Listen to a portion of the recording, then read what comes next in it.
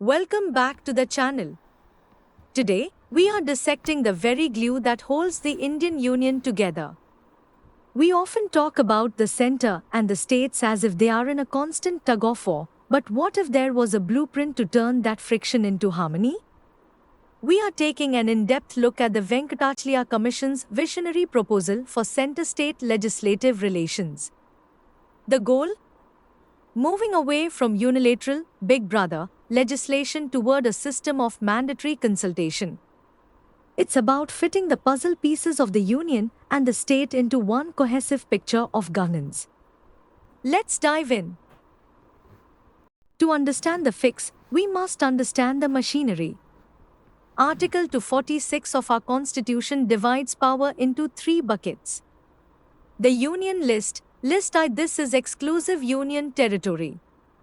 We are talking about 97 original subjects of national importance, think defense, foreign affairs, and currency.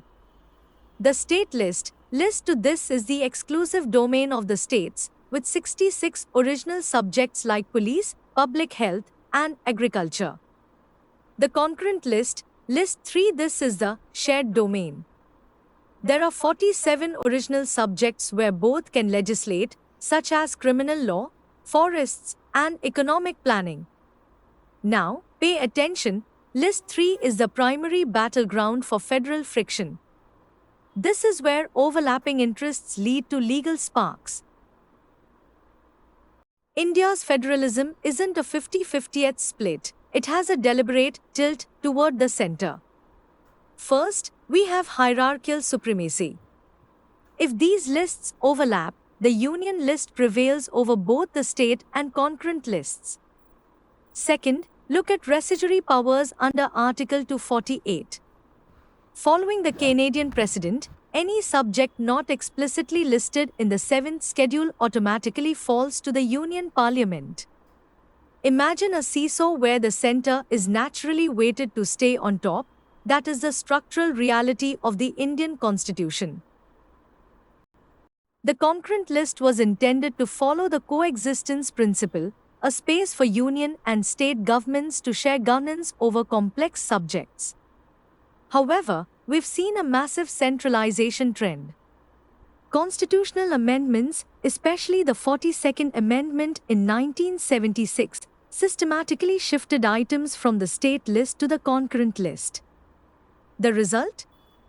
A steady expansion of the Union's footprint into regional domains.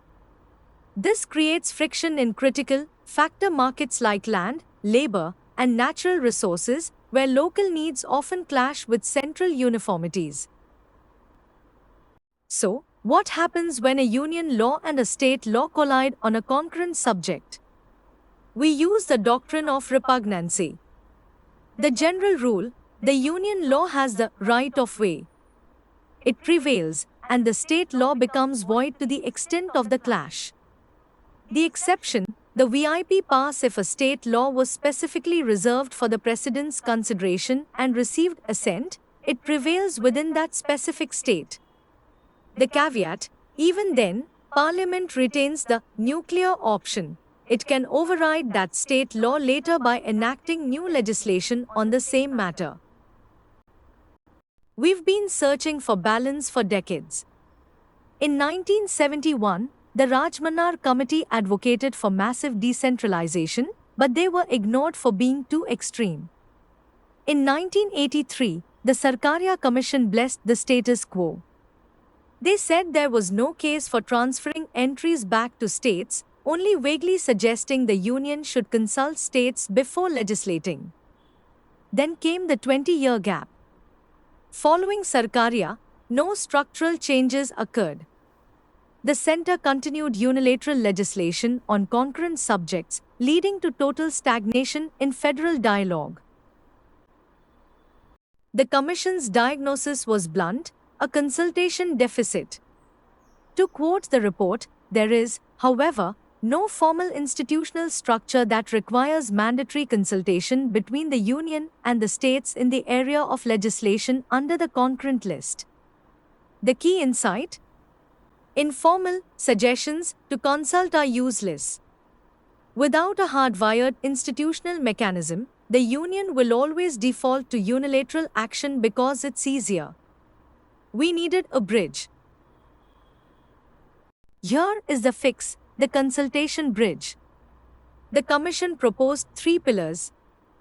Institutional mechanism: establish a dedicated, permanent forum explicitly for legislative coordination.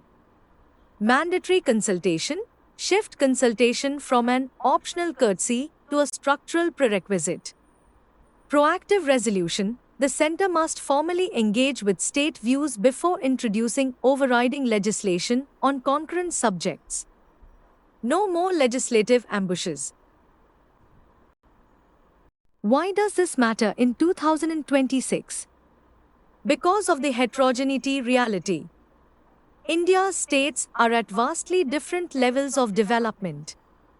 A labor reform or land use policy that works in an industrial hub might cause a riot in an agrarian state. These are factor market problems. Natural resources and labor cannot be one size fits all.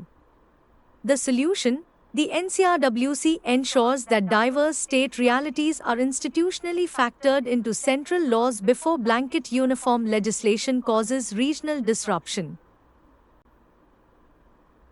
Let's look at the evolution of thought here. Sarkaria, 1983, wanted to maintain the status quo with informal, ad hoc consultation. Panchi, 2007, went further, suggesting the centre show restraint and only use the concurrent list for subjects needing absolute national uniformity. Venkatachalya, 2002, hits the sweet spot. He says, keep the list structure, but create a hardwired institutional mechanism to ensure mandatory consultation. It's the most practical middle path. So, what is the vehicle for this bridge? The Interstate Council, ISC, under Article 263. The Constitution already allows the President to establish this council to investigate and coordinate policy. The Venkatachalya alignment suggests that this is the ideal foundational structure for the mandatory consultation mechanism. The current flaw? The ISC, formed in 1990, meets rarely, only 11 times in 30 years. It operates in camera, and its recommendations are non-binding. We have the car, but we aren't driving it. How do we upgrade the ISC? Constitutional permanence: amend Article 263 to give the ISC permanent status, insulating it from political whims, much like the CAG. Positive duty to consider: while not giving states a veto, we should impose a positive legal duty on the centre to formally address the Council's input. Guaranteed regularity: mandate meetings at least twice a year. This ensures the consultation bridge is continuously open, preventing unilateral legislative ambushes. In conclusion, India's constitution grants the Union the final say to preserve national unity, and that is vital. However, as Justice Venkatachalya identified, sustainable unity requires more than just legal supremacy. It requires continuous, institutionalized dialogue. By fully implementing a mechanism for mandatory consultation, India can transform the inherent friction of the concurrent list into genuine cooperative federalism. If you found this deep dive helpful, hit that like button and subscribe for more constitutional breakdowns. See you in the next one.